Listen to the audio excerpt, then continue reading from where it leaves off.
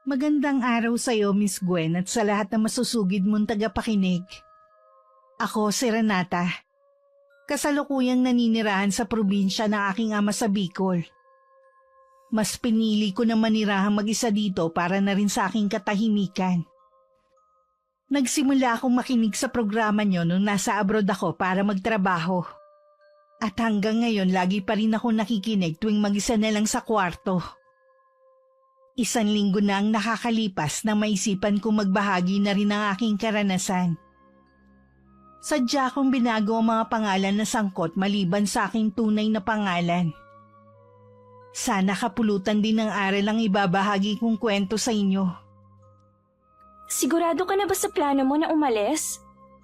Oo. Wala na magpapabago pa sa isip ko. Paano si Kuya Jonas?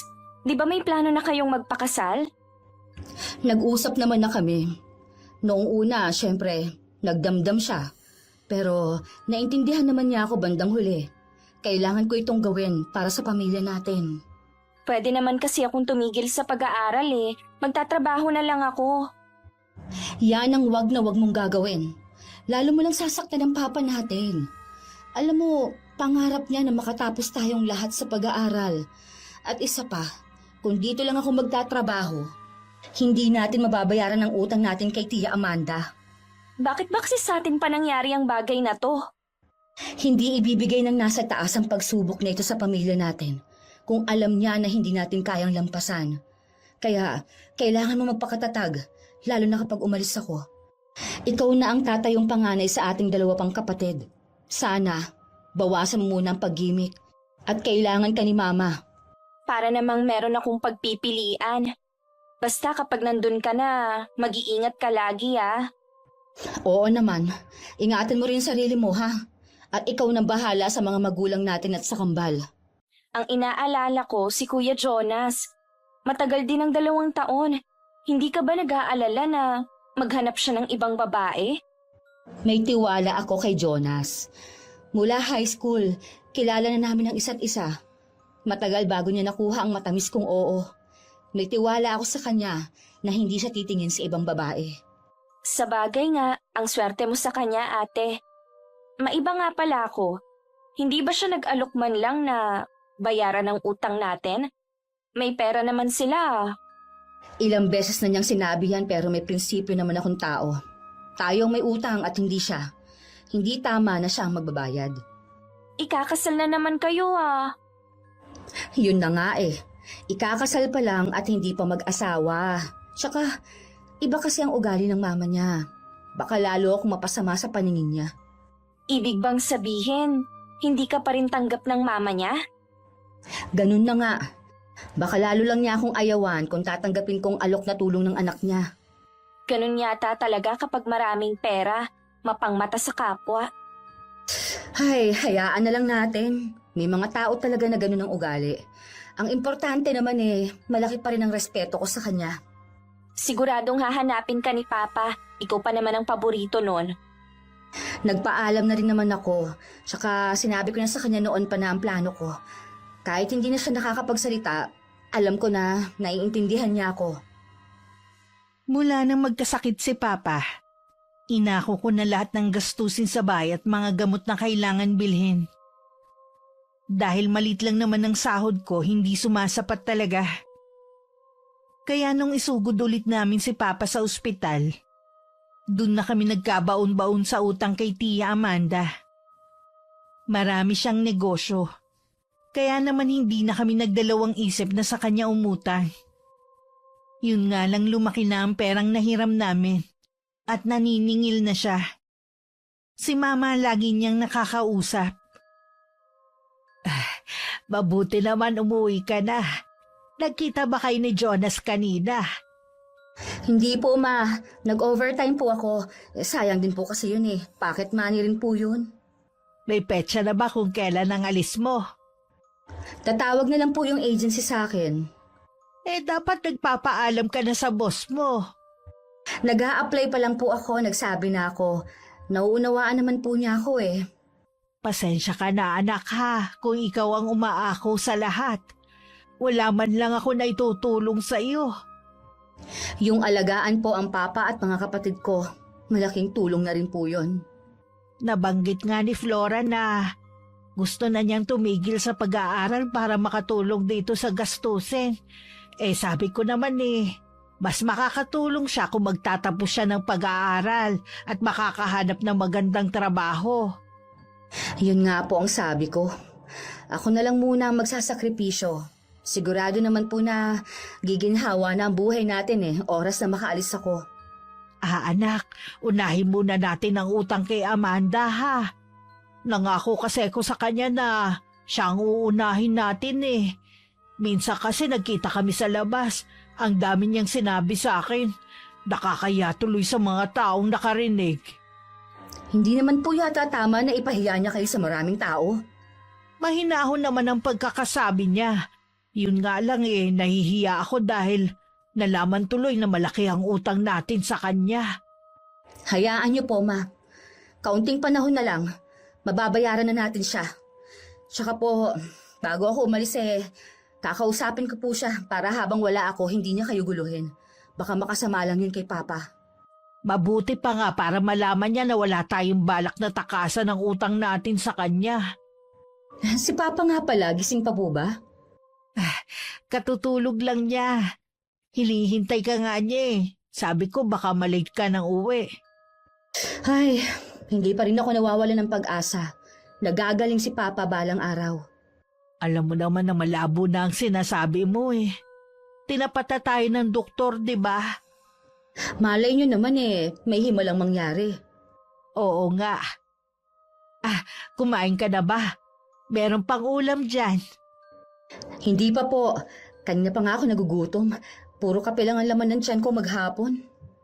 Hindi mo dapat pinapabayaan ang sarili mo. Baka mamaya ikaw naman ang magkasakit.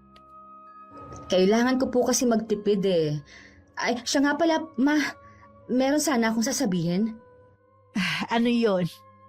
Baka po pwedeng ilipat na lang natin sa public school ang kambal para makabawas sa gastusin natin. Prioridad ko kasi ang utang natin kay Tia Amanda at pagpapagamot kay Papa. Anak, ano na lang ang sasabihin ng mga kakilala natin kapag nalaman na sa public na lang nag-aaral ang mga kapatid mo? Samantalang kayo iginapang namin sa private school noon. Lalo ka na. Ano naman ang inaalala mo paalis ka na rin naman. Kapag po kasi nakaalis ako, hindi naman po ako agad makakapagpadala sa inyo Baka lang kasi magka-problema ang kambal sa pinapasukan nilang eskwelahan. Baka din kulangin kayo sa budget. Maghahanap na lang ako ng mauutangan hanggat hindi ka pa nakakapagpadala sa amin. O sige po, Ma. Kayo ang bahala. Pasensya ka na anak kung nahihirapan ka na sa amin ha. Pati tuloy ang sarili mong kaligayahan na isasantabi mo pa. Ginusto ko rin po ito dahil mahal ko kayo. Nangako ako kay Papa na hindi ko kayo pababayaan. Mabuti pa magbihis ka na ng pambahay. Ipaghahanda lang kita ng pagkain mo sa kusina. Sumunod ka na agad ha. Matuli na lumipas ang 1 linggo at tinawagan na ako ng agency para sabihin na may schedule na ang pag-alis ko. Kulang na lang magtatalon ako sa tuwa dahil sa loob ng 3 buwan na paghihintay makakaalis na rin ako. Nagpaalam na rin ako sa boss ko at mga katrabaho. Ramdam ko ang lungkot sa kanila pero alam kong naiintindihan naman nila ako. Isang gabi bumisita rin sa akin si Jonas sa bahay namin. Sa labas kami nag-usap at magkaharap kaming nakaupo sa bilog na mesa. Mahina talaga ako sa itaas. Ipinagdarasal ko kasi na sana hindi ka na lang matuloy. Kung hindi talaga ito para sa akin, hindi niya ipagkakaloob. Mabilis naman ang 2 taon Akala mo lang yun. Akala ko ba, tanggap mo ng pag-alis ko? Bakit ganyan na naman ang sinasabi mo? Alam mo naman na umpisa pa lang nasabihin mo sa akin na mag-a-apply ka na magtrabaho sa labas ng bansa, tutol na ako Ikaw lang naman tumapilit Alam mong ako lang ang inaasahan ng pamilya ko. Baon na kami sa utang at mababaon palalo kung hindi ako aalis. Ayaw mo pa kasing tanggapin yung tulong na inaalok ko sa'yo O tapos ano? Ako na naman ang lalabas na masama sa mama mo? Lagi mo na lang kasing pinapairal ang prinsipyo mo Yung pride mo. Hindi kasi kami pinalaki ng mga magulang namin na umasa sa ibang tao hanggat may lakas kami at makakagawa ng paraan. Magpapasala naman tayo eh. Ang pera ko magiging pera mo na rin. Hindi kasi habang buhay aasa ako sa iyo at ang pamilya ko. May plano ako sa pamilya para hindi habang buhay sa akin sila aasa. Ewan ko. Pakiramdam ko hindi ako mahalaga sa'yo. Mahalaga ka sa akin. Yun nga lang, kailangan din ako ng pamilya ko eh. Pang-unawa mo lang naman ang hinihingi ko. Saglit lang naman ang 2 taon. Pasensya ka na. Kung makitid man ang pangunawa ko. Ayokong umalis na masama ang loob mo sa akin. Hindi kasi ako matatahimik doon. Basta 2 taon lang ha. Hindi na dapat susobra doon. Oo naman. Gusto ko lang talaga na mabayaran ang utang namin kay Tia Amanda. Pagbalik ko naman tapos na sa pag-aaral si Flora. May makakatulong na ako sa paghahanap buhay. Siya na raw kasi ang bahala sa pag-aaral ng kambal. Sana nga to pa rin ang kapatid mong sinabi niya. Baka mamaya bigla na lang mabuntis yun. Hindi naman siguro. Alam naman niya ang sitwasyon ng buhay namin. Sino-sino kasing sinasamahan eh. Mga kaibigan lang niya yon. Hindi naman lahat nagiging boyfriend niya. Ayoko sanang pabaunan ka ng sama ng loob at pag-aalala. Pero may kakatihan din ang kapatid mo eh. Ano ang ibig mong sabihin? Muntik na maghiwalay ang kaibigan ko at ang asawa niya. Nahuli ang kaibigan ko at ang kapatid mo ng asawa sa hindi kaaya-ayang sitwasyon. Ha?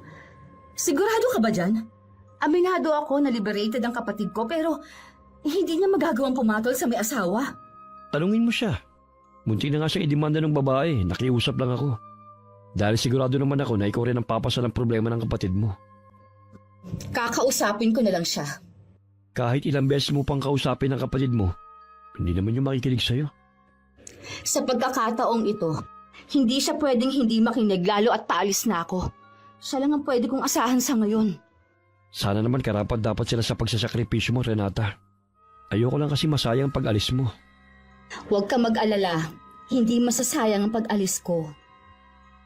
Nang makaalis si Jonas, agad kong kinausap si Flora sa harapan ng mama namin.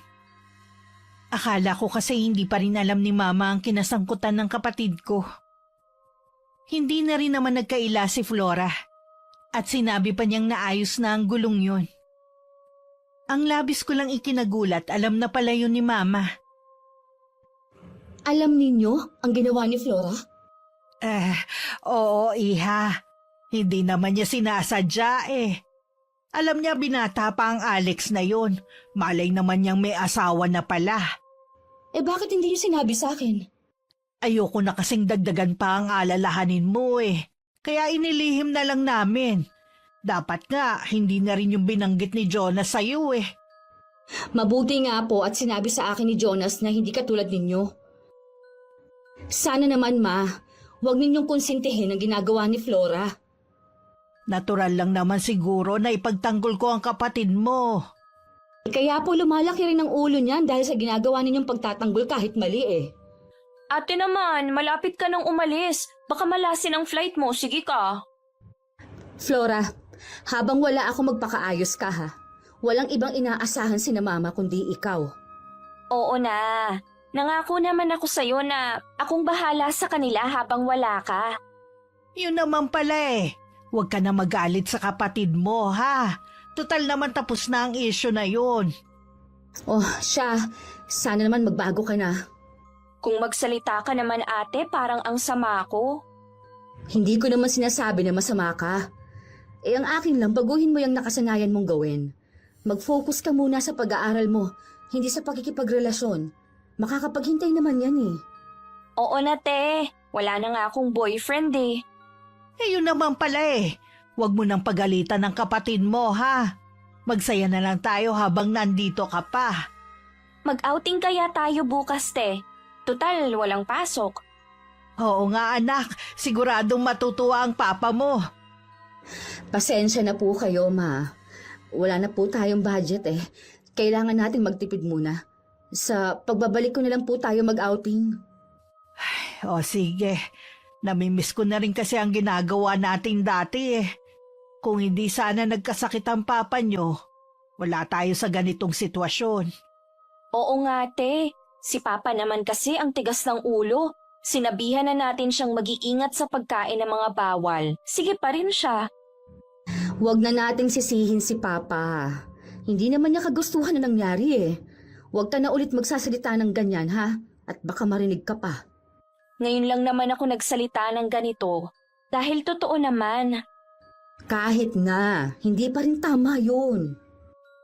Huwag na nga natin pag-usapan to.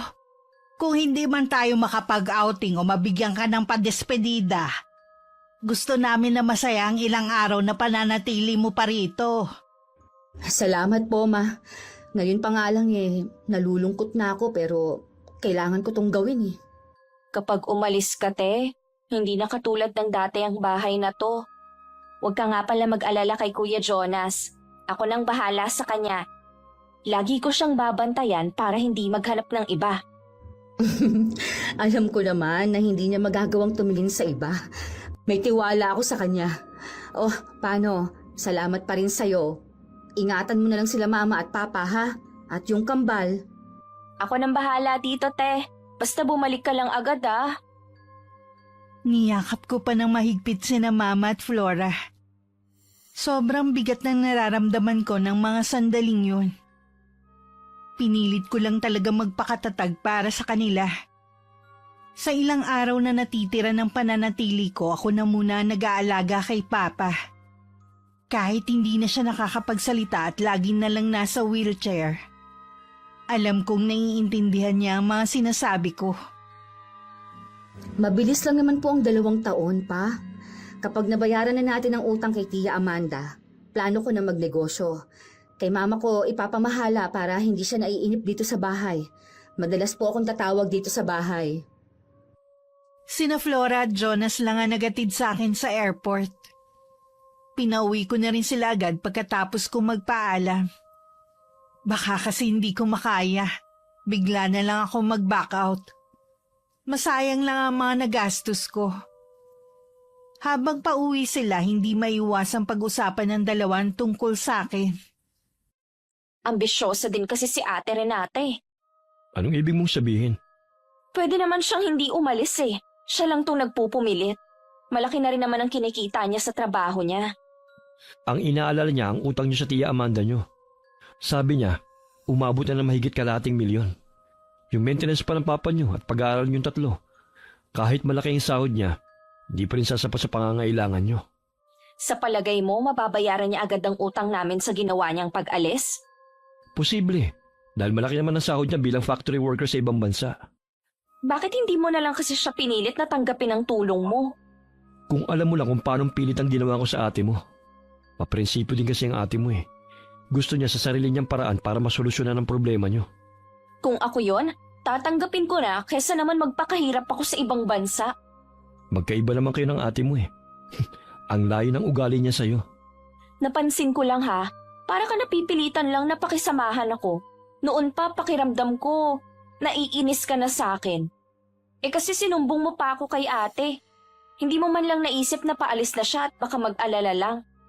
Malay ko ba naman na hindi mo pinagtapat sa kanya? Kapag umuwi na si Ate Renata, sigurado naman na matutuloy na ang kasal niyo. Sana naman matutunan mong tanggapin din kaming pamilya niya. Tanggap ko naman kayo ha. Katunayan nga niyan, handa akong tumulong. Oo nga pala. Parang sa akin ka lang naiinis ah. Baguhin mo yung ugali mo, baka sakali mawala ang inis ko. Ano bang ayaw mo sa ugali ko ha? Lahat. Kabaliktaran ka ng ate mo. Pati sa pananamit at kilos. Alam ko na. Gusto mo ng katulad ni ate na manang manamit. Hindi marunong gumimik at puro trabaho lang ang alam. Anong masama ron? Lahat ng lalaki, sa tingin ko katulad ng ate mong hinahanap. Yung hindi nakakaya na iharap sa pamilya at mga kaibigan. Kaya pala hanggang ngayon, hindi pa rin siya tanggap ng mama mo. Kahit sino namang babae ayaw ng mama ko eh. Pero naniniwala ako na matatanggap din niya ang ate mo. Hindi pa niya kasi nakakasama eh. Siguro ayaw ng mama mo na mawala ka sa kanya. Mamas boy ka pala eh. Hindi yan totoo. Kaya ko ngang ipaglaban ang ate mo eh. Sabi mo eh. Sana naman maging maayos ang flight ni ate. Sagot na ng kumpanya ang tutuluyan ko sa bansang pinuntahan ko maliban sa pagkain. Mainit naman akong tinanggap ng mga kasama ko nung dumating ako. Bali 6 kami sa bahay na yun at 2 kaming Pilipina. Walking distance lang din ang factory na papasukan namin. Si Ate Remy na matanda sa akin ng 5 taon na nagturo ng mga dapat kong gawin. Isa lang ang napansin ko. Luma na ang bahay at sa loob naman kumpleto na makabagong kagamitan. 1 buwan ko ding nilabanan ng homesickness. Mabuti na lang maunawain at mababait ang mga kasama ko. Hindi pa po ba magpapadala ang Ate Renata ng pera? Sa 1 linggo daw siya magpapadala. May kailangan kasi akong bayaran eh. Naubos na ba ang perang iniwan sa'yo ng ate mo? Magkano lang naman yung perang iniwan niya? Sana naman tinipid mo. Ikaw naman kasi gumigimik pa eh.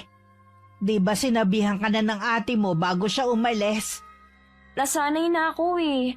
Huwag niyo na lang banggitin sa kanya. Wala talaga akong balak sabihin sa kanya. Baka mamaya makaapekto pa yun sa trabaho niya. Manghiram muna kaya ako kay Kuya Jonas. Nakakaya naman. Ano na lang ang sasabihin ng tao? Babayaran ko naman eh kapag nagpadala si ate. Kailangan ko lang talaga. Bahala ka. Basta sabihan mo lang siya na wag nang ipaalam sa ate mo, ha? Kahit naman ipaalam niya, ano naman? Babayaran naman siya. Kesa naman sa ibang tao ako mangutang. Sa kanya na lang. Pwede bang dagdagan mo na rin ang hihiramin mo? Wala na kasing pambaon ng kambal eh. Yung pera ko nabili ko na ng gamot ng papa nyo. Ang nagpapahirap lang naman sa atin ang pagkakasakit ni Papa. Bakit kasi hindi na lang siya natuluyan nung una siyang inatake? Flora, ano ba yung sinasabi mo? Hindi lang nakakapagsalita ang papa nyo pero naririnig niya ang sinasabi mo. Totoo naman kasi, hindi sana ganito ang buhay natin kung hindi dahil sa kanya. Kung makapagsalita ka parang hindi ka nakatikim ng pag-aaruga mula sa papa mo ah. Hindi niyo ako masisisi kung magtanim man ako ng sama ng loob sa kanya. Mula pagkabata, wala na siyang ginawa kundi pagalitan ako. Wala na akong ginawang tama sa paningin niya. Samantalang si Ate Renata, lagi niyang pinupuri. Ngayong nasa abroad si ate, siya na naman ang magaling sa pamilyang to. Hanggang ngayon ba nagsiselos ka pa rin sa ate mo? Bakit ako magsaselo sa manang na yun? Mas di hamak naman na mas maganda ako sa kanya at magaling. Hindi naman nakikipagkumpetensya sa'yo ang kapatid mo. Kaya tigilan mo na yan. Pati ba naman kayo siya na ang kinakampihan? Wala akong kinakampihan sa inyong dalawa. Hindi ko na kasi nagugustuhan ng mga sinasabi mo at naririnig ka ng papa mo. Kahit naman naririnig niya, hindi na naman siya makakapagreklamo. Kahit na, gusto mo bang atakihin ulit siya ha? Mabuti pa nga, para mawala na ang problema natin. Talaga bang ganyang kasama ang ugali mo ha? Pati kamatayan ng ama mo, hinihiling mo na. Nakikita ko kasi na hirap na kayo sa pag-aalaga sa kanya. Halos hindi na kayo natutulog oh. Naging mabuting asawa at ama ang papa mo. Gusto ko rin masuklian ng mga kabutihan niya sa atin. Siguro sa inyo lang. Kung pinapagalitan ka man niya noon, dahil mali ka at gusto ka lang niyang ituwid. Ewan! Kung pwede nga lang na huwag nang umuwi dito eh. Kala mo naman ikaw lang ang nahihirapan dito. Masirap ang ate mo dahil pinili niyang sa ibang bansa magtrabaho. Paano hirap ma? Isa sa bansa sa Europe ang pinuntahan niya. Nasisiguro ko na maayos ang buhay niya doon habang tayo nagsasakripisyo. Ayoko na makipagtalo sa'yo. Mabuti pa, lumabas ka na dito sa kwarto. Huwag niyo na nga lang po akong hintayin sa hapunan. Sa labas na ako kakain. Sino na naman ang mga kasama mo? Ang bago kong boyfriend. Magpapalibre na lang ako sa kanya. Makakain man lang ng masarap na ulam. Akala ko ba wala kang boyfriend ngayon? Meron na ulit. Sige na, alis na ako. Naiiling na lang si mama sa inaasal ng kapatid ko. Kahit kasi siya nakikita na ang pagkakaiba ng ugali namin magkapatid. Minsan nga nabanggit niya sa akin noon na para daw kaming buwan at araw ni Flora. Naiiling pa rin na binalingan niya si Papa nakita sa mukha ang pagkadismaya. Pagpasensyahan mo na lang si Flora ha. Bata pa kasi kaya hindi niya alam ang mga sinasabi. Magbabago din siya. Siya nga pala. Nagbili ng anak mo si Renata na tatawag mamaya paglabas sa trabaho. Mula nung tumuntong ako sa bansang to, hindi ko pa nakakausap si Flora. Tanging si Mama at Kambal lang ang nakakausap ko. Hindi ko tuloy maiwasang mag-isip na baka puro gimmick na naman ang inaatupag. Kaya naman nang makausap ko si Mama, nag-usisa na ako sa kanya kung anong ginagawa ni Flora. Hindi na yata magbabago ang kapatid mo, anak. Nangako pa naman siya sa akin na magbabago na. Tumutulong ba naman siya sa inyo kapag walang pasok? Minsan sa gawaing bahay. Hindi po ba siya nag-aalaga kay Papa? Alam mo naman kahit nandito ka, bihira lang niyang alagaan ng papa niyo. Lalo na ngayon na mahirap ng alagaan si Ronilio. Nagiging bugduting kasi. Siguro namimiss ka ng papa mo. Gumaganda lang ang mood niya kapag naririnig niya ang boses mo eh. Katulad ngayon, naka-loudspeaker tong cellphone at naririnig niya ang pag-uusap natin. Pa, huwag niyo na pong pahirapan si Mama ha sa pag-aalaga sa inyo. Namimiss ko na rin po kayo. Pag uwi ko, ako naman po ang mag-aalaga sa inyo ha. Naluluha siya anak habang pinakikinggan ng sinasabi mo. Huwag na po kayong malungkot pa. Sa dali lang naman po ako mawawala Magkikita rin po tayo. Mabilis naman po ang panahon. Tsaka kailangan kapag umuwi ng anak mo rito, magaling ka na at nakakalakad na ulit. Ma, sa bakasyon po sa eskwela ng mga kapatid ko, dalhin niyo po sa dagat si Papa. Padadalahan ko po kayo. Sige, Iha. Siguradong matutuwa ang papa mo. Ma, dumadalaw ba sa inyo si Jonas? Mula nung umalis ka 2 beses pa lang pumupunta. Dinadalaw niya ang papa mo at nagdadala rin ng pagkain. Hindi ba kayo nagkakausap? Minsan lang po. Nararamdaman ko po kasi sa boses niya na parang may tampo pa rin siya sa akin. Mawawala rin yon pagtagal. Intindihin mo na lang siya na mahirap ang naging desisyon mo. Oo nga po. Kaya plano ko po na pag uwi ko tanggapin ang inaalok niyang kasal. Kahit po ayaw pa ako ng mama niya. Hindi ko rin maintindihan sa mama ni Jonas kung anong inaayawan sa'yo. Baka po ayaw pa lang po niyang mawalay ang anak. Sa bagay nga, solong anak nga pala si Jonas. Kaya nga po kahit papaano naiintindihan ko naman ang mama niya. Kung sakali naman po na gusto niyang tumira sa amin, wala pong problema sa akin. Ang bait mo talaga, anak. Kaya ka laging pinagpapala Hindi naman po. Minsan nakakaramdam din ako ng inis. Kasi pilit ko namang hinuhuli ang loob ng mama niya Hindi pa rin talaga niya ako matanggap. Pasasaan din matatanggap ka rin niya. Lalo na kapag nakita niya kung paano mo mahalin at talagaan si Jonas. Sana nga po sa lalong madaling panahon, matanggap na niya ang relasyon namin. O paano, Iha? Lilinisan ko pa ang papa mo. Tsaka na lang ulit tayo mag-usap, ha? Magpahinga ka na rin dyan. Huwag mong pababayaan ang sarili mo, ha? Mag-iingat po kayo ni Papa, ha? Mahal ko po kayo. Nang matapos ang tawag, tsaka ako naman ninayos ang pagkakahiga ko. Bawat isa sa amin dito may sariling kwarto kaya may privacy kami. Mula nang dumating ako, lagi na ako nag-o-overtime para mas malaki ang maipadala ko sa amin.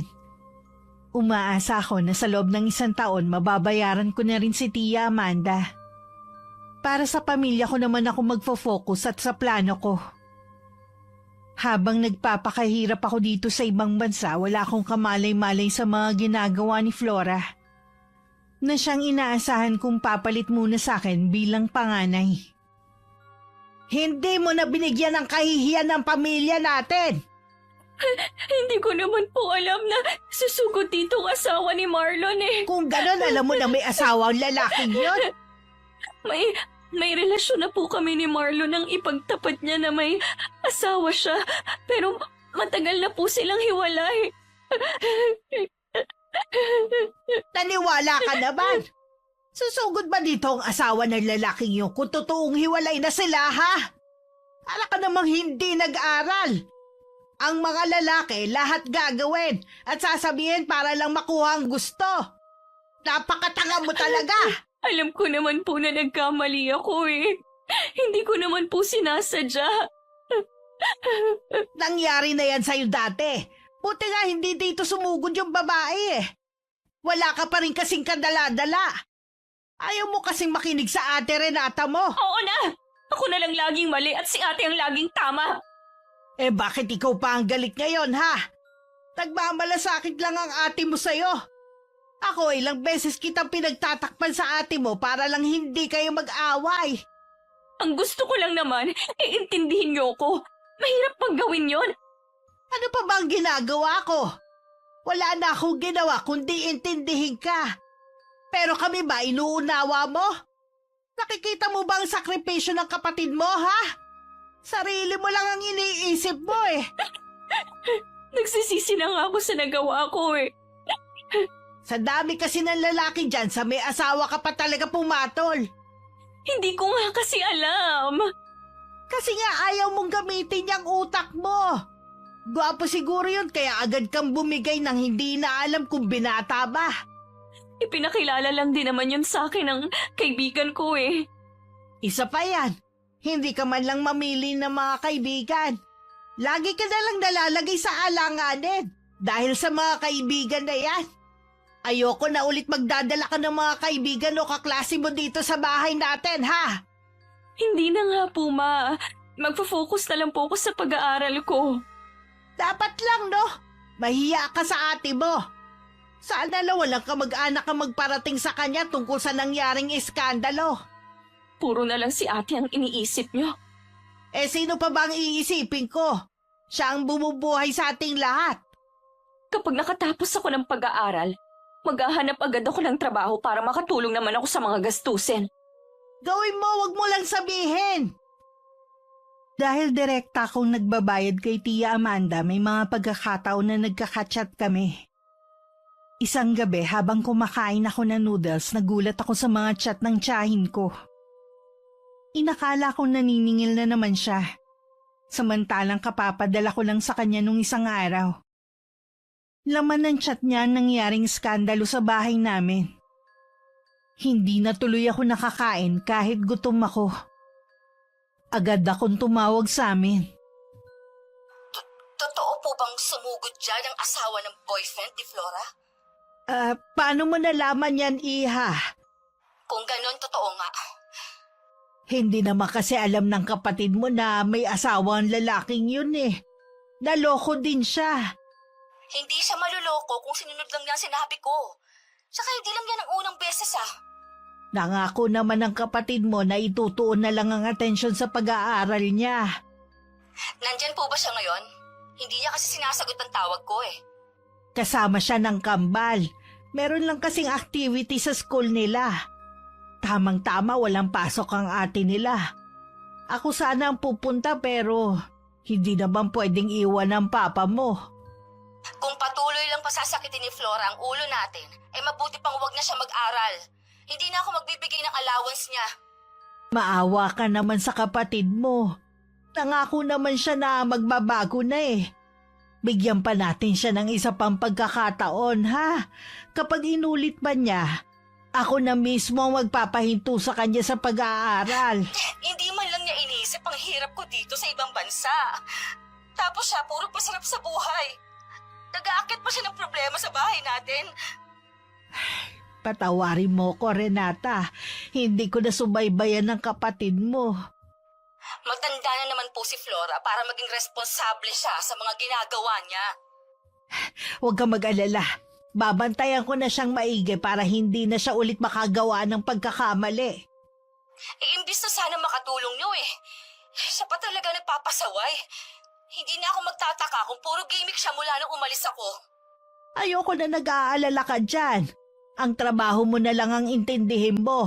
Ako na ang bahala rito. Sige po, Ma. Pakisabi po kay Flora ha. Nasagutin ang mga chat ko sa kanya. Hindi habang buhay maiiwasan niya ako. Oo, Iha. Sasabihin ko na lang sa kanya pag uwi. Sana wag mo na siyang awayin pa. Saka na lang po tayo mag-usap. May gagawin pa po kasi ako. Nagkausap na rin kami magkapatid pero pagkatapos ng pangyayaring yun, parang nagkaroon na ng lamat ang samahan namin. Hanggang tuluyan ng naputol ang komunikasyon namin. Tuwing tumatawag o nagvi-video call ako kay Mama, panaka-naka na lang niyang binabanggit si Flora sa usapan. Pinagbubuti na raw nito ang pag-aaral. Madalas ko rin makausap si Jonas. Ramdam ko pa rin na may tampo siya sa akin at nauunawaan ko naman yun. Labis din ako nagpapasalamat sa kanya dahil kahit nasa malayo ako, lagi pa rin niyang dinadalaw ang pamilya ko. Isang gabi kausap ko si Mama. Ikinuwento niya ang plano nilang outing. Mas masaya sana kung kasama ka namin. Pwede naman po mag-outing tayo pag uwi ko dyan. Saan pong lugar niyo balak pumunta? Sa Batangas, Iha. May kakilala kasi si Jonas na may resort doon. Sabi ko nga sumama siya. Marami daw siyang trabaho. Mula nga po nung umalis ako sinubsob na niya ang sarili sa trabaho. Kaya ko nga siya niyayaya para makapag-relax din siya. Pwede mo ba siyang i-chat at kumbinsihin? Pwede naman po, Ma. Kailan po bang outing niyo? Sa Sabado ng umaga. Sasabihan ko po siya. Saka mas gusto ko po na may kasama kayong lalaki. Sinakambal naman kasi, lalaki nga pero mga bagito pa. Sana makumbinsi mo siya. Huwag na ka mong magdala ng pagkain, ako na ang bahala. Ma, kumusta naman po ang pag-aaral ni Flora? Ayos naman, Iha. Tinutupad nga niya ang sinabi na pag-aaral na lang iintindihin. Hindi na nga rin siya gumigimik sa gabi. At pinagbawalan ko na rin siya na magpapunta ng mga kaibigan dito sa bahay natin. Mabuti naman po at natuto na siya. Hindi ba kayo nagkakachat na dalawa? Hindi na po, Ma. Para kasing siya pa ang nagmamalaki sa akin Nakakalimutan niya yata na akong nagpapaaral sa kanya. Hayaan mo, kakausapin ko siya. Huwag na ho, Ma. Baka isipin niya nagsusumbong ako sa inyo. Gusto ko rin kasing malaman ang nasa isip niya huwag ka mag-alala. Hindi ko babanggitin na pinag-usapan natin siya. Sige po, kayo na pong bahala. Gusto mo ba makausap na ang papa mo? Opo, Ma. Marami kasi akong ikukwento sa kanya Gusto ko rin pong ipakita sa kanya ang mga grapes dito sa loob ng bakuran. May bunga na po kasi. Ronilio, ito ang anak mo. Kausapin mo muna siya, ha? Meron daw siyang ipapakita sa'yo. Nakumbinsi ko rin si Jonas na sumama sa outing ng pamilya ko. Nang araw na yun, hindi muna ako tumawag sa kanila para hindi ko sila maabala. Nagkataon din na wala akong pasok nun. Kaya naglaba at naglinis na lang ako ng kwarto. Lumabas naman ang mga kasama ko kaya ako lang ang naiwan sa bahay. Habang pinupunasan ko ang mesa kung saan nakapatong ang litrato namin ni Jonas at ng pamilya ko, bigla ko nasagi ang mga yun at nabasag. Kasabay no na matinding kaba sa dibdib ko. Ano ba yan? Pareho pa talagang nabasag. Dapat pala sa susunod plastic na lang yung salamin na bibilihin ko para hindi mabasag Sige, sa susunod na day off na lang ako bibili. May tabi na nga muna to. Bigla tuloy ang kinabahan. Pagkatapos kong maglinis sa kwarto, tumambay na muna ako sa labas. Kahit papano nare-relax ako sa tanawin. Dahil mala probinsya ang lugar kung saan kami naroon. Sa kabila na malaki ang sahod ko at maganda ang trabaho, mas gusto ko pa rin na makauwi na para makasama ko na ang pamilya ko. Nang mga sandaling yun, nag-e-enjoy naman ang pamilya ko habang lumalangoy sa dagat. Nanatili lang sa cottage si Jonas, kasama si Papa na nasa wheelchair. Bakit nandito ka lang? Tinatamad pa akong maligo Tsaka, kausap ko ang papa mo. Hindi ka ba naiinip na kasama siya? Salita ka ng salita, yung kausap mo pipi naman. Bakit ba ganyan ka magsalita sa papa mo? Biro lang naman yun, masyado ka namang seryoso. Hindi man nakakapagsalita ang papa mo, naiintindihan ka naman niya. Oo na nga, huwag ka nang magalit dyan. Alam mo ang ate mo, kahit gaano pa siya kapagod. Kahit kailan, hindi ko nadidinig na magsalita ng hindi maganda sa papa niyo. Ayan ka na naman eh. Ikukumpara mo na naman ako sa babaeng yon. Pwede ba kahit ngayon lang, kalimutan mo muna siya?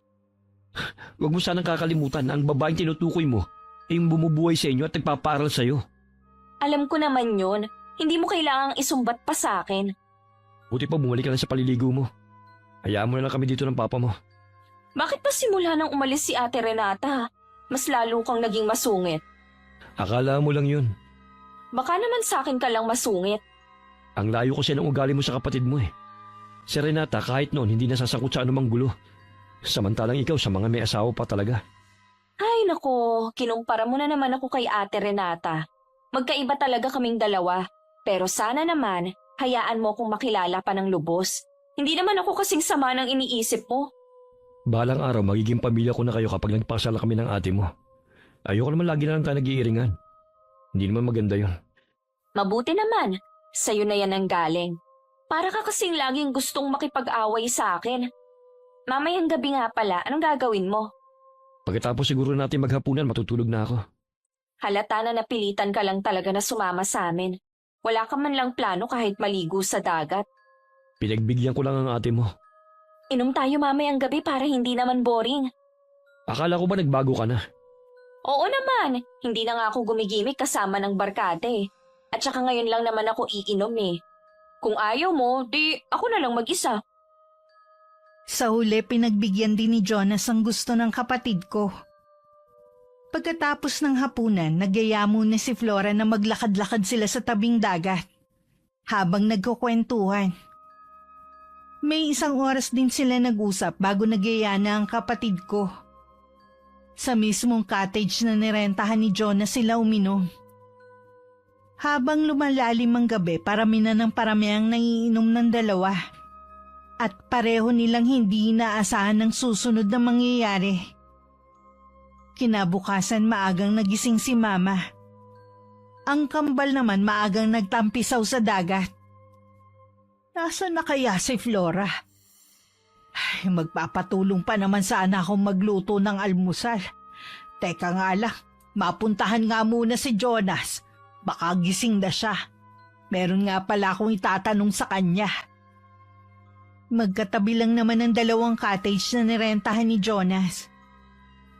Akmang kakatok na sana si Mama nang biglang bumukasyon at lumabas ang kapatid ko. Kitang-kita ang pamumutla sa mukha niya. Habang si Mama hinagod siya ng tingin. Narinig pa niya ang galit na boses ni Jonas sa loob. Mabilis na hinila ni Mama ang kamay ni Flora papunta sa kabilang cottage. Doon ka ba natulog? Magkasama ba kayo ni Jonas magdamag? May nangyari ba sa inyong dalawa, ha? Ma! Magsalita ka! Huwag mo akong daanin sa luha! Kasi pareho po kaming lasing kagabi. Hindi ko rin po ginusto ang nangyari. Flora naman, boyfriend siya ng ate mo. Malapit na silang ikasal. Ano ka ba naman? Sorry Ma, hindi naman namin sinasadyang nangyari. Kababae mo kasing tao, nakipag-inuman ka sa lalaki. Wala ka namang delikadesa, ha? Wala na po tayong magagawa pa. Nangyari na eh. Maiiwasan sana yan kung nag-isip ka. Hindi mo ba alam na masasaktan ang ate mo kapag nalaman niya to? Hindi nyo naman po kailangang ipaalam pa kay ate eh. Tapos ano? Hahayaan ko silang magpakasal? Ititikom ko na lang ang bibig ko na kayong magkapatid tinuhog ni Jonas, ganun ba? Eh anong gusto nyong gawin? Sabihin kay ate? Baka kapag ginawa nyo yan, 2 lang ang pwede niyang gawin. Umuwi dito at hindi natapusin ang kontrata o magpakamatay siya doon. Ay, pagkatapos ng mga ginawa ng kapatid mo, ito pa palang isusukli mo sa kanya. Wala kang kwentang kapatid! Alam ko po na malaki ang kasalanan ko, pero may kasalanan din si ate. Kung hindi sana siya umalis, hindi aabot sa ganito. Naiintindihan mo ba yung mga sinasabi mo, ha? Ate mo pa talagang sinisisi mo. Kaming 3 may kasalanan. Pare-pareho kaming may pagkakamali. Mag-impake ka na. Aalis na tayo ngayon din. Sinira mo lang ang outing na to dahil sa kakatihan mo. 2 buhay ang sinira mo. Akala ko pa naman maiintindihan niyo ko. Lagi kayong nagtatanggol sa akin dati. Bakit ngayon? Parang ang dumi ng tingin niyo sa akin. May kasalanan din ako. Masyado kitang kinonsinti nun. Sa pagkakataong ito, hindi kita kakampihan. Sandali lang po. Mag-usap muna tayo. Bitiwan mo ko! Nandidiri ako sa'yo! Manaman!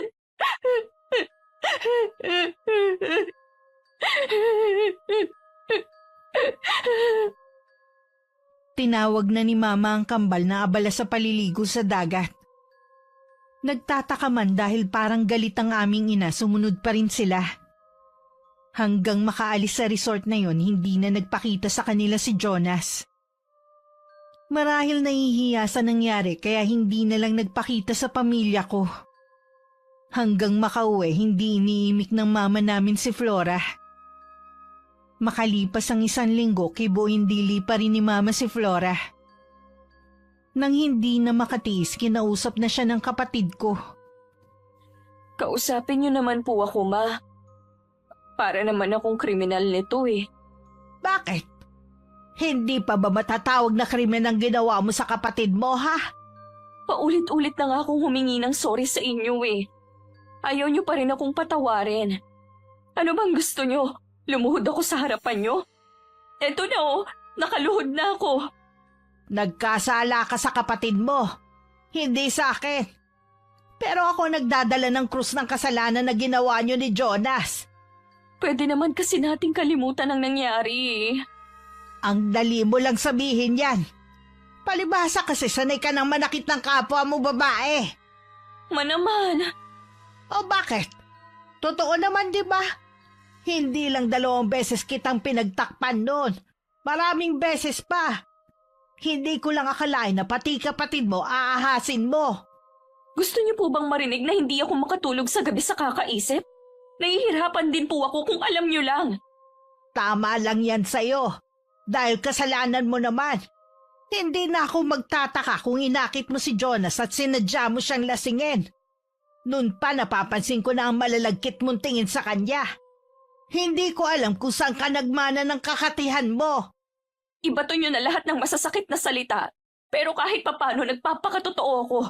Hindi ako katulad ni ate na mahilig magpanggap na santa. Hindi mo lang kasi matanggap na mabait ang ate mo. At nasa kanya na ang lahat ng magandang katangian. Wala na po sa kanya lahat dahil naagaw ko na si Jonas. Talagang ang sinadya mo nangyari. Oo na! Sinadya ko ang lahat. Yan naman ang gusto niyong marinig, di ba? Kasi ako ang masama niyong anak. Pagod na akong pagbigyan kayo tapos si ate lang ang nakikita niyong mabait. Sa sama ng loob, umalis ng bahay si Flora. Hinayaan naman siya ni Mama. Napatingin pa siya kay Papa na nasa wheelchair. Lumapit si Mama at hindi na napigilang mapaiyak. Walang dapat sisihin kundi ako. Sana nakinig na lang ako sa'yo na swetuin si Flora noon pa. Hindi na sana umabot na nasaktan niya ang kanyang ate. Ano bang gagawin ko, Ronilio? Mananahimik na lang ba ako para hindi masaktan si Renata? Matuloy na lumipas ang mga buwan. Wala naman ako napapansing kakaiba kapag nag-uusap kami ni Mama at maging ni Jonas. Mas naging malambing nga lang ang boyfriend ko. At wala na siyang bukang bibig na sana bumilis ang panahon at makauwi na ako. Kung alam mo lang kung gaano ko nangungulila sa'yo. Ako din naman. Nagtitiis lang talaga ako. Lagi nga ako nag-overtime para pagdating ko dito sa tinutuluyan namin matutulog na lang ako. Nalulungkot lang kasi ako Tapos, iiyak lang. Pasensya ka na kung lalo lang bumibigat ang dalahi mo dahil sa mga sinasabi ko. Naiintindihan naman kita. Siya nga pala, kinukumusta ka ng mama ko. Talaga? Pakisabi na ayos lang naman ako dito. Mukhang nakuha mo ng loob niya. Bilib daw siya sa'yo Dahil imbis na tanggapin yung tulong ko, mas gusto mo pang umalis at magtrabaho dyan. Ay, sa wakas, ipinagdarasal ko na sana matanggap na ako ng mama mo. Oo nga. Sana naman wala nang problemang dumating sa buhay natin. Kasama na sa buhay ng tao ang problema. Huwag na lang tayong mawawala ng pag-asa na malalampasan natin ang mga pagsubok na dumarating sa mga buhay natin.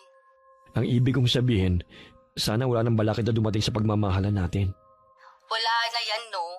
Maliban na lang kung sumuko ka na sa paghihintay sa akin at maghanap ng ibang babae. Alam mo na hindi ko magagawang tumingin sa ibang babae. Eh, yun naman pala eh. Kaya huwag ka mag-iisip ng negatibo. Oo, hindi na ako mag-iisip ng hindi maganda. May iba nga pala ako. Dumalaw ka na ba ulit sa bahay? Hindi pa.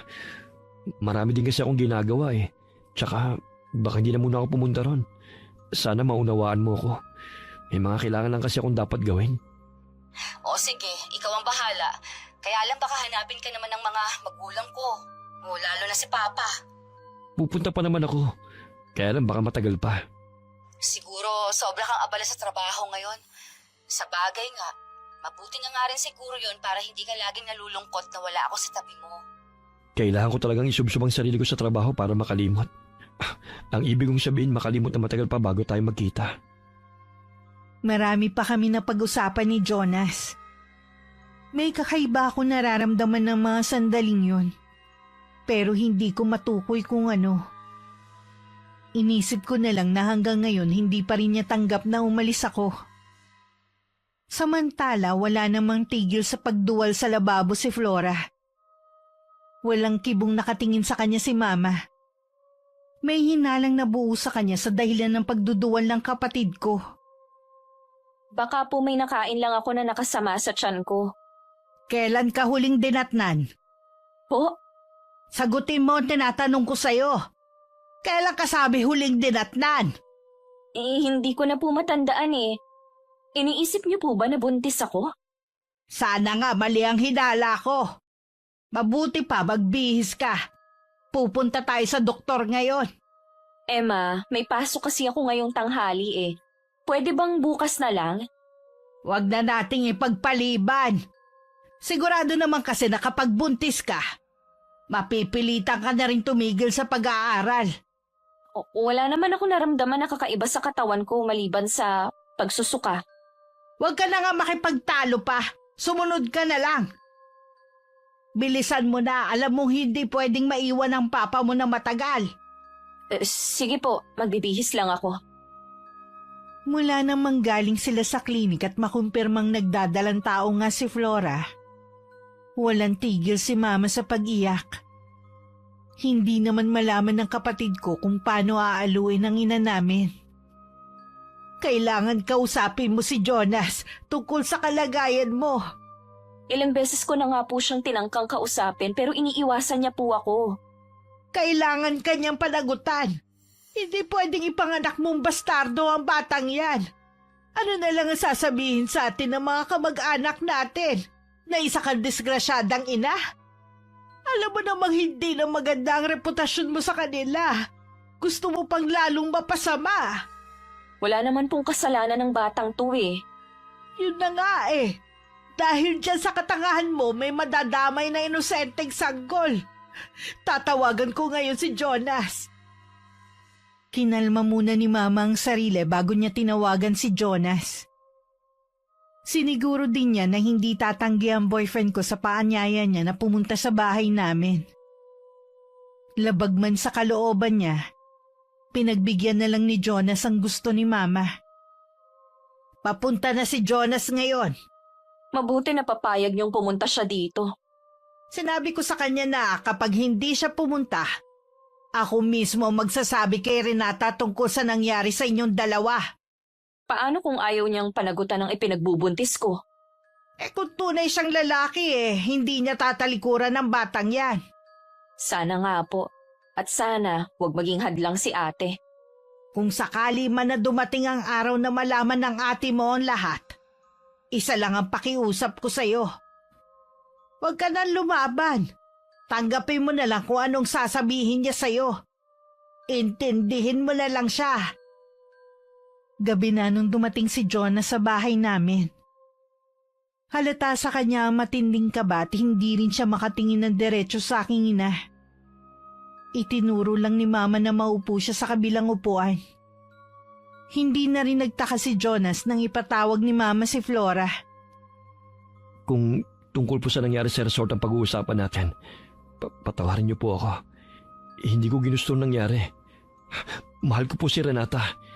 Hindi ko po magagawa magtaksil sa kanya. Nangyari na yon. Wala na tayong magagawa pa. Kaya kita pinatawag para pag-usapan na naging bunga ng ginawa niyo ni Flora.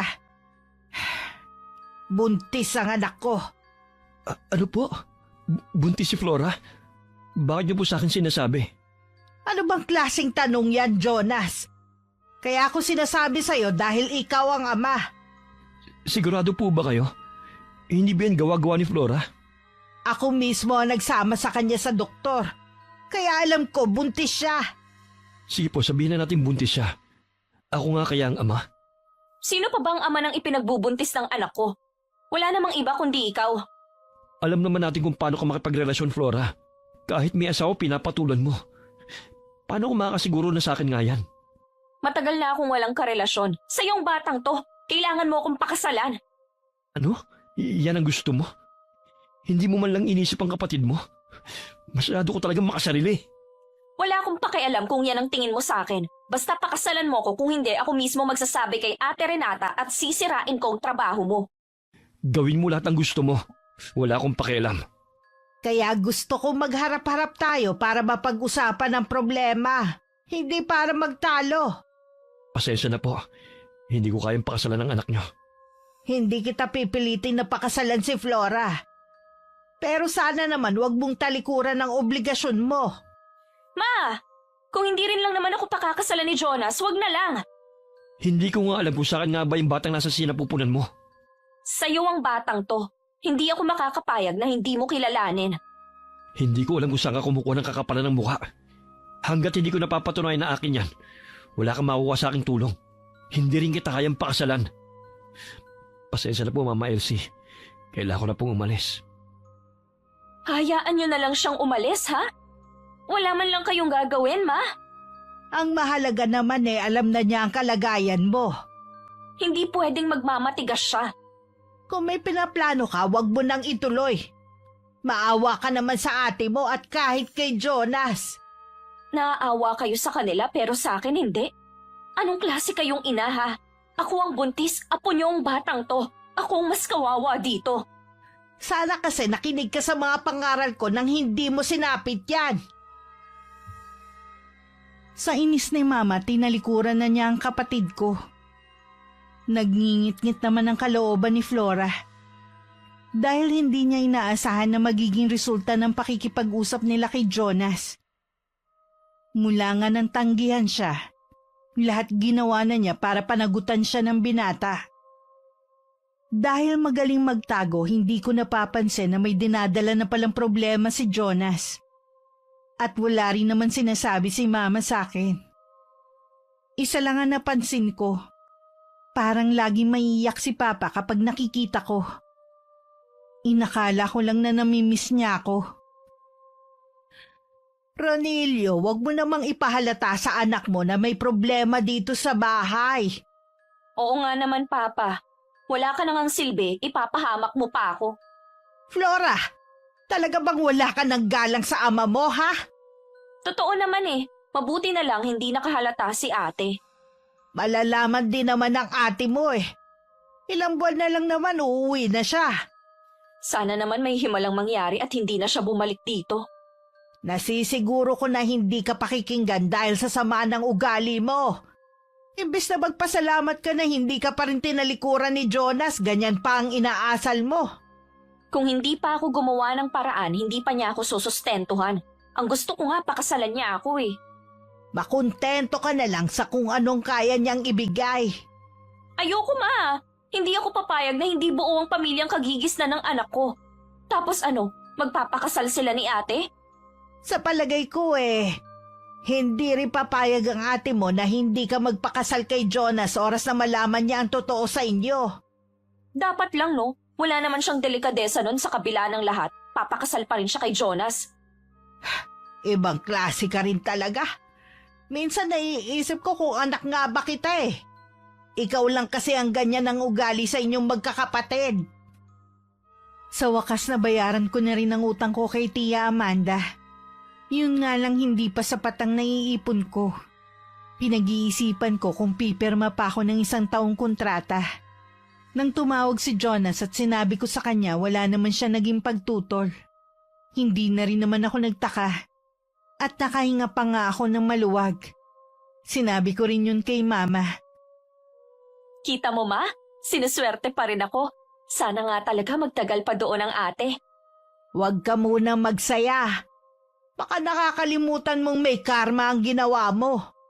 Huwag niyo naman akong takutin. Gusto niyo bang mapaanak ako nang wala sa oras? Hindi niyo na nga ako inaalagaan eh. Tapos ganyan pa ang maririnig ko sa inyo.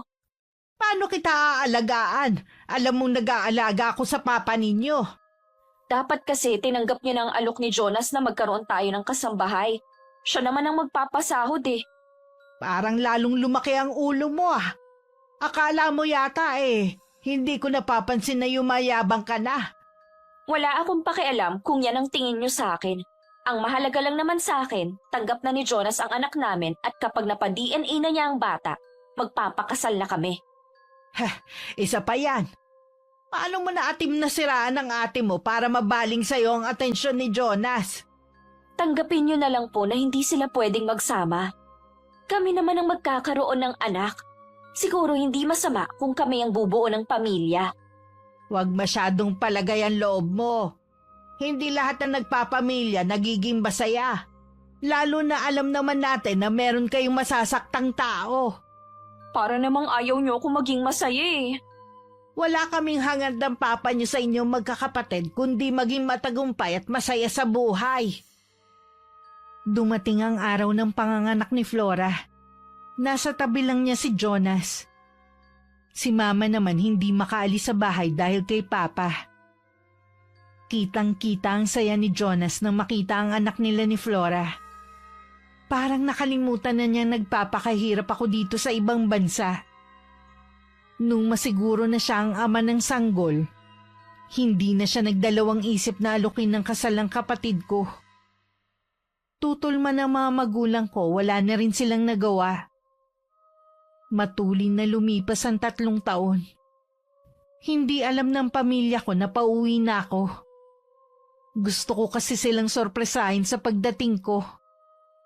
Hindi ko lang inaasahan na ako pala ang masusorpresa sa madadatnan ko sa bahay.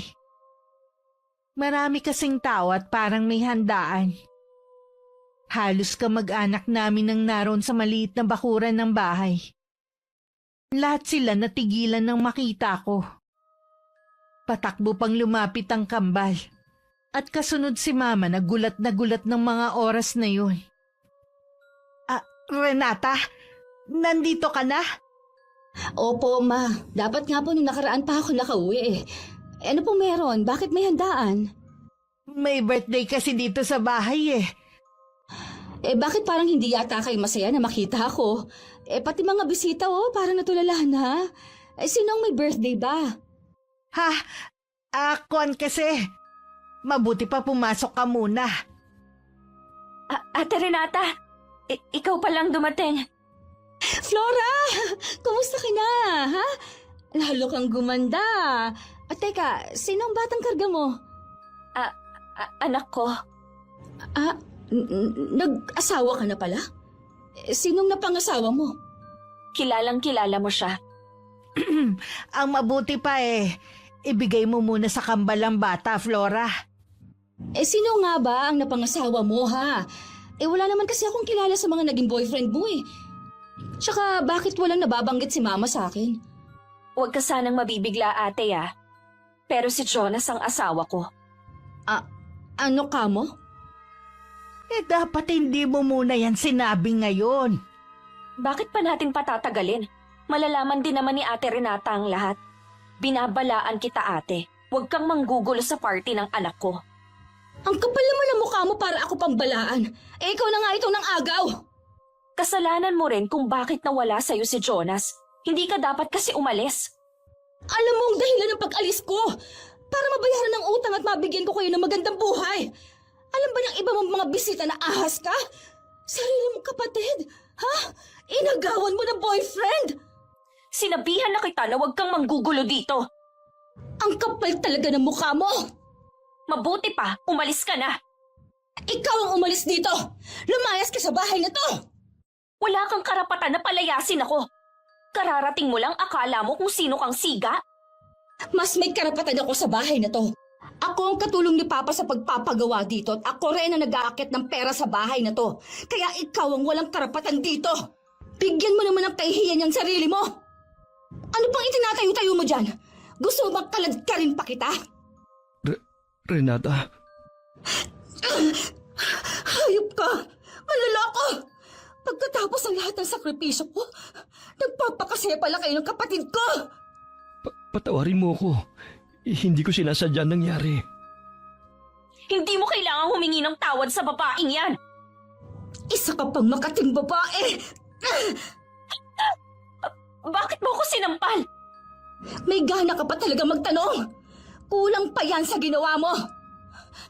Kayo, ha? Anong tinitingin-tingin nyo? Tapos na ang party! Magsiuwian na kayo! Naturingan kayong kamag-anak ko? Ni isa sa inyo wala man lang nagsabi? Naging mabuti naman ang pakikisama ko sa inyo ah! Hindi mo naman sila bisita, kaya wala kang karapatan na paalisin sila. Hindi mo ba narinig ang sinabi ko kanina? Wala kang karapatan sa bahay na to. At ikaw, Jonas, ang kapal na mukha mo na dito pa talaga tumira sa bahay namin. Wala ka rin kahihiyan. Umalis na tayo, Flora.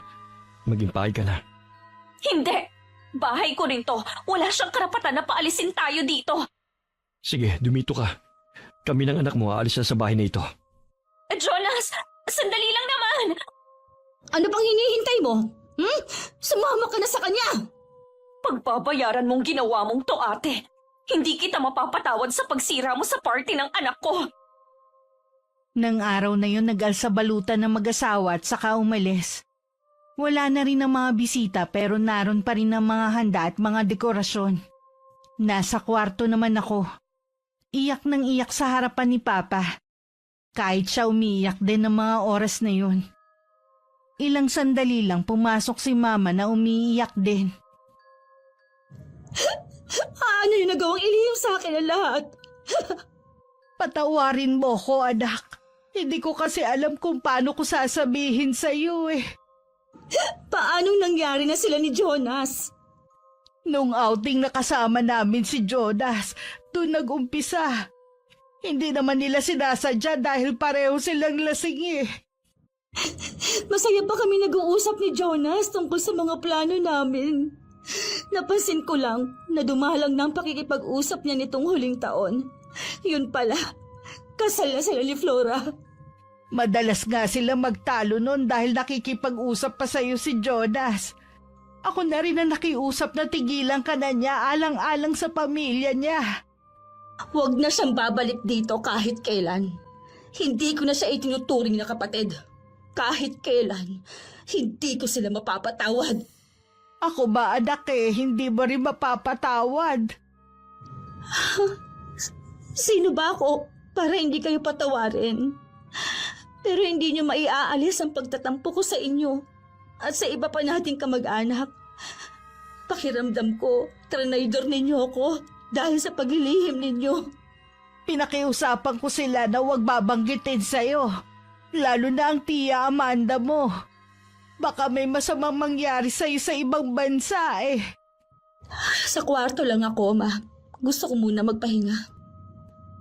Walang gabi na hindi ako umiiyak. Dahil sa kabiguan at sakit na nararamdaman ko.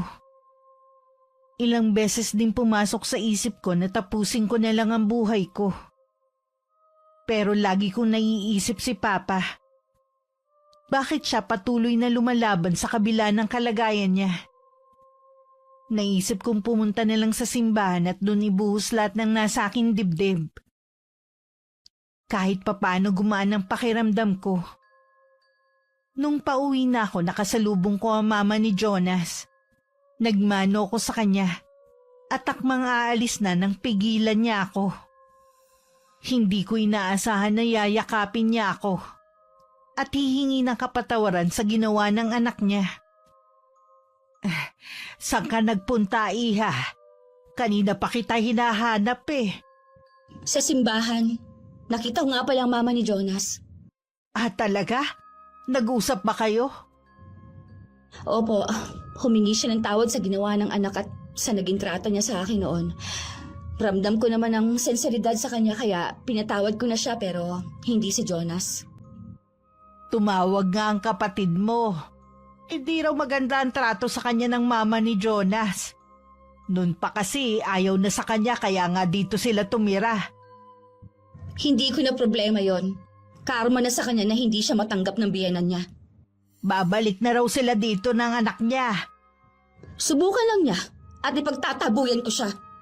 Eh kahit man lang sana alang-alang sa pamangkin mo. Hindi ko pamangkin ang batang yon. Subukan lang niyang umuwi dito. Matitikman niya ang galit ko. Kahit nagbabala na ako, umuwi pa rin ng bahay namin si Flora kasama ng mag-ama niya. Nakahanda na sana ang mga masasakit na salitang bibitiwan ko. Nang makita ko ang itsura niya. Payat kasi siya at parang natutoy yung kahoy ang balat. Halata na may sakit siya. Pero hindi man lang ako nakaramdam ng awa sa kanya. Talaga bang hindi na mahalaga ang desisyon ko sa bahay na to? Pansamantala lang naman daw eh. Kapag nakahanap sila ng malilipatan eh, aalis na rin sila. Sana naghanap muna sila ng matutuluyan bago sila umalis sa bahay nila. May isa pa kasing problema. Hindi ko pa pala nasasabi sa'yo. Bago ka pa umuwi eh, wala nang trabaho si Jonas. Kung ganun, saan sila kumuha ng perang panghanda sa anak nila, ha? Alam ko na, sa perang ipinadadala ko. Babayaran naman daw nila yun sa akin. Tapos dito sila magsusumiksek na ako ang gumagastos? Ang kapal naman ng mga mukha. Hindi ko kayang tumira kasama sila. Aalis na lang ako. Eh saan ka naman pupunta? Sa probinsya ni Papa. Matagal na akong pinapauwi doon ng kapatid niya eh. Mula nang malaman niyang katak sila ng kapatid ko. Nakikiusap ako sa'yo, Renata. Huwag ka namang umalis. Huwag niyo na akong pigilan pa. Alam ko namang si Flora at ang anak niya ang pipiliin ninyo. Hindi naman sa ganon. Nakita mo naman ang kalagayan ng kapatid mo. May sakit siya. Wala po akong pakialam. Bumalik na ako sa kwarto ko para mag-impake. Nakasalubong ko pa si Flora habang karga ang anak pero matalim ko lang siyang tinitigan bago nilampasan. Alam ko ding narinig niya ang usapan namin ni Mama. Bakit ba napakakitid ng utak ni Ate Renata? Hindi naman kami habang buhay dito titire. Unawain mo na lang siya. Pahirap para sa ate mo na makasama kayo sa iisang bubong. Ah, siya nga pala. Nagpa-check up ka na ba sa doktor? Opo, ilang doktor na ang pinuntahan namin pero hindi pa rin matukoy ang sakit ko. Naiinis pa ako sa biyanan ko na wala nang ginawa kundi sirain ang araw ko. Nagsimula ka lang ba na magkasakit nang tumira kayo sa biyanan mo? Opo, hindi nga rin ako makatulog dun eh. Pakiramdam ko, laging may nakatingin sa akin. Eh baka binabagabag ka na rin ng konsensya mo. Siguro nga po. Kay Papa lang ako nagpaalam. Mabigat sa akin na iwan siya pero kailangan ko rin isipin ang kapakanan ko. Nung pisilin niya ang kamay ko, alam ko na pinapayagan na niya akong umalis. Mahigpit ko pa siyang niyakap bago ako lumabas ng bahay. Nakita mo ba ang ate mo, Flora? Hindi po. Nandito lang kami sa kwarto ng apo nyo. Nakita ko po siyang umalis kanina na may dalang maleta. Tinotoo nga niya talaga ang sinabi. Magpapaalam na rin po sana ako. Tumawag po kasing mama ko. Hindi maganda ang pakiramdam niya. O sige iho, matanda na rin naman ang mama mo. Kailangan ka rin niya. Ako na lang bahala sa mag-ina mo. Sige po, dadala na lang po ako dito. Alam nyo ba kung saan pumunta si ate? Sa probinsya ng papa mo. Pinapauwi na siya ng tiyahin niyo doon. Mas gusto pa niyang gumastos doon kesa dito sa pamilya niya. Isa pa nga sa inaalala ko eh. Wala siyang iniwan na pera sa akin. Hindi ko alam kung magpapadala siya. May pera bang iniwan sa'yo si Jonas, ha? Alam niyo na wala siyang trabaho. Anong ibibigay niya? Ay, ano bang buhay natin? Saan ako kukuha ng pampaaral sa kambal at pambili ng gamot ng papa niyo? Malay niyo naman, hindi tayo matitiis ni Ate Renata. Sana nga, kahit alam ko na galit din siya sa akin. Sasabihin ko rin po kay Jonas na subukan ulit maghanap ng trabaho. Gustuhin man ni Jonas na maghanap ng trabaho, hindi naman niya maiwan ang ina na nakaratay sa higaan. Ang tanging ginagastos nila mag-ina ay ang pensyon nito. Kaya hindi rin siya makapagbigay sa mag-ina niya. Samantala sa loob ng ilang buwang pamamalagi ko sa probinsya nila Papa, naging maayos naman ang takbo ng buhay ko. May maliit na akong negosyo at nakapagpagawa din ako ng bahay kubo. Kahit nasasaktan pa rin, mas nararamdaman ko ang kapayapaan dito. Si ate po ba ang kausap niyo? Ang nakababatang kapatid ng papa mo. Humingi kasi ako ng tulong sa kanila. Kukunin na lang daw nila ang papa mo at iuwi sa probinsya. Ayoko sana eh. Kaya lang hindi ko naman kaya ng alagaan siya. Ikaw at ang aking apo. Kailangan ko rin maghanap buhay. Hindi naman kasi sapat ang kita ng kambal eh. Tignan niyo ang ginagawang paninikis sa atin ni ate. Wala talaga siyang puso. Huminto sa pag-aaral ang kambal para magtrabaho. Hinayaan niya tayong magutom. Huwag mo nang sisihin ang kapatid mo. Wala naman siyang kasalanan eh. Karma na to sa'yo at nadamay lang kami ng papa at mga kapatid mo. Kung hindi ka umuwi dito hindi sana aalis si Renata. Ang sakit na naman ang tiyan ko, ma. Ganyan ka naman lagi eh. Kapag pinagsasabihan kita, lagi na lang sumasakit ang tiyan mo. Totoo naman po, may. Ano kaya ang sakit ko? Bakit hindi matukoy ng doktor? Nakausap ko nga pala ang tiya Amanda mo.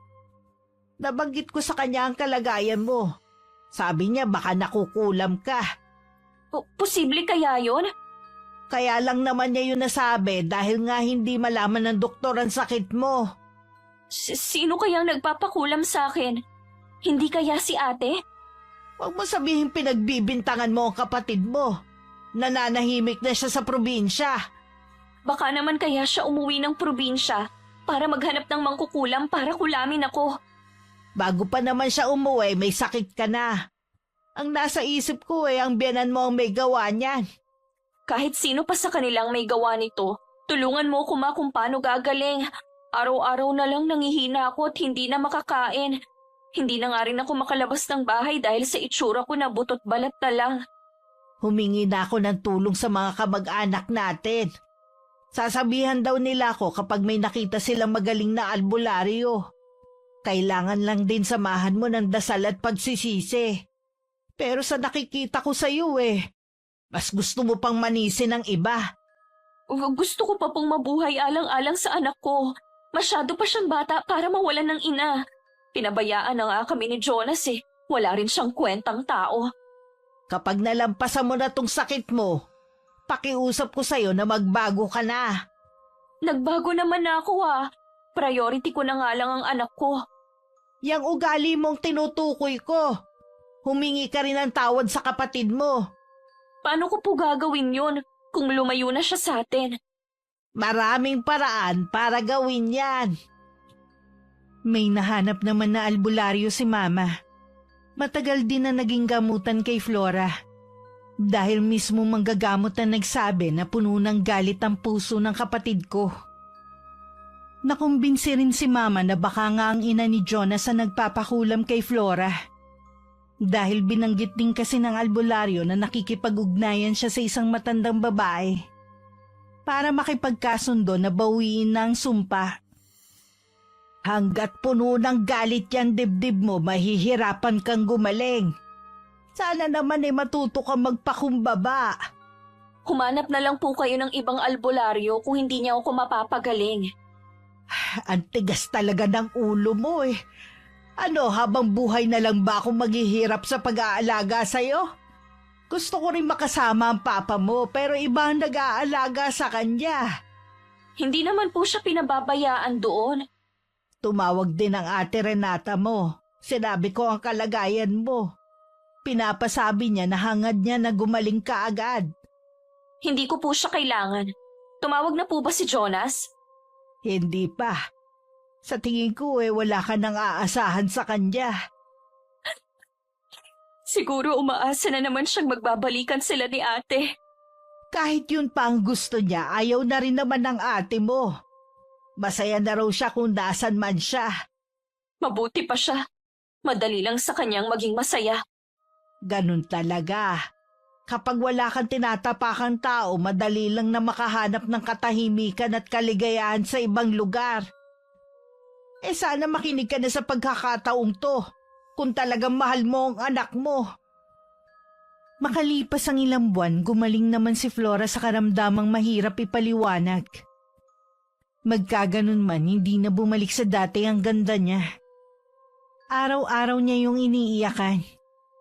Nabalitaan rin nila na pumanaw na ang ina ni Jonas. Hindi na rin nag-usap ang kapatid ko at ang asawa niya. Parang tuluyan nang nawalan ng pakialam sa kanila ang lalaki. Ayon sa kakilala nito, lulong daw sa alak si Jonas at parang wala ng direksyon ng buhay. Parang dun lang nakaramdam ng pagsisisi si Flora sa mga nagawa niyang kasalanan. Ako ang sumira sa buhay niya, Ma. Tama kayo. Karma na ito sa akin at nandamay pa ako ng mga inosenteng tao. May pagkakataon ka pa para magbago. Gawin mo to para sa anak mo. Patawarin niyo po ako, Ma. Kung hindi man ako nakinig sa inyo noon. Hanggat hindi ka pa nakakabangon, nandito lang ako. Aalalayan muna kita. Salamat at hindi niyo ako iniwan. Kahit ang kambal sumuko na sa atin. Nag-aaral sila sa Maynila. Sagot lahat ang ate mo. Hayaan na lang natin sila.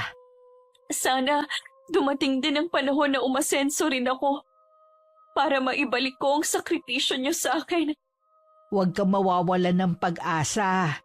Lagi ka magdasal, hindi ka niya pababayaan. Dahil sa itsura niya, wala ring gustong tumanggap kay Flora sa mga kumpanya. Napilitan na lang siya maging tindera sa palengke para maitaguyod ang pangangailangan nilang tatlo. Nang sumunod na taon, inatakit sa puso ang aming ama at binawian na rin siya ng buhay. Ang kambal naman pinag-aaral ko pa rin at malapit na magsipagtapos. Gusto ko rin sanang kunin si Mama, Miss Gwen. Pero dahil walang mag-aalaga sa anak ng kapatid ko, nanatili siya sa tabi ni Flora. Minsan ang karma ay mas matindi pa sa kulam. Habang buhay mong dadalhin ito, kaya piliin natin maging mabuti sa kapwa. Dahil hindi natin alam kung ano magiging balik nito sa atin. Wakas.